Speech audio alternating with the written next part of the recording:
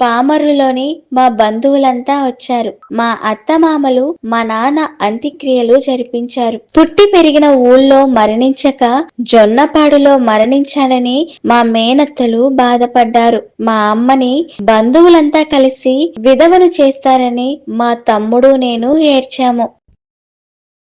పార్టీపై నిషేధం తొలగించాక విజయవాడలో ఉంటూ కృష్ణా జిల్లా పార్టీ పనిని చూడమని సీతారామయ్యకు పురమాయించారు. పార్టీని బలోపేతం చేయడానికి సొంతంగా పార్టీ ఆఫీసును నిర్మించాలని అనుకున్నారు. అప్పటిదాకా వారపత్రికగా ఉన్న ప్రజాశక్తిని దినపత్రికగా మార్చారు. అమ్మ కూడా మాతో వచ్చేసింది. బెజవాడ గాంధీనగరంలో ఇల్లు తీసుకుని ఉన్నాం. పార్టీ ప్రజా సంఘాలను నెలకొల్పడంతో పాటు స్త్రీలకు అన్ని రంగాల్లోనూ ప్రాతినిధ్యం ఉండాలని తీర్మానం చేసింది.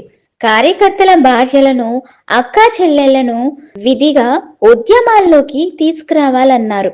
వారిలో రాజకీయ చైతన్యం కలిగించడానికి పాఠశాలలు నడిపింది.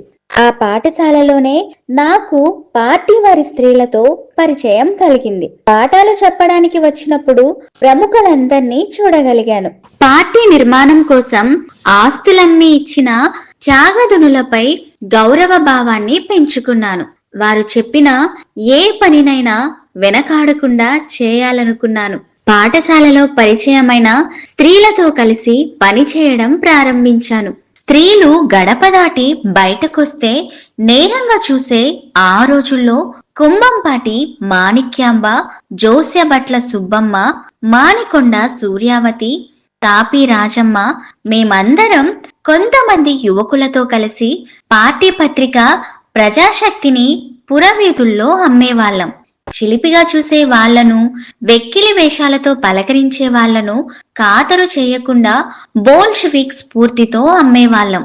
సాంస్కృతిక పునరుజ్జీవనం జరగాలనే లక్ష్యంతో పార్టీ అప్పుడే వైజ్ఞానిక దళాలను కూడా నెలకొల్పింది. పత్రికను అమ్మి కొత్త సాంప్రదాయాన్ని ప్రవేశపెట్టిన మేము మహిళల్లో పనిచేస్తూనే వైజ్ఞానిక రంగంలో కూడా పనిచేశాము. విజయవాడలో జరిగిన రాష్ట్ర పార్టీ మహాసభలో మా రాజమ్మ, నేను మరో 2 మహిళలతో కలిసి జానపద కళారూపాల ప్రదర్శనలను ఇచ్చాం. ఆల్ ఇండియా రైతు మహాసభ జరుగుతుంటే మా అమ్మగారి లాంటి వాళ్ళు 1,00,000కు పైచిలుకు వచ్చి ప్రజానీకం కోసం పచ్చళ్ళు వగైరా తయారు చేశారు. విజయవాడ నగరం అబ్బురపడేలా మైళ్ల కొలది సాగిన మహిళల ఊరేగింపులో పాల్గొని దున్నేవానిదే భూమి అంటూ నినాదాలు చేశాం. నీ చేతి చలువతో, నీ చెమట ఎరుపుతో వాటెడు దుబ్బేసి వరిచేను పండగ పాటను గానం చేసి ఇతర రాష్ట్రాల నుంచి వచ్చిన వాళ్ళ చేత మన్ననలను అందుకున్నాం.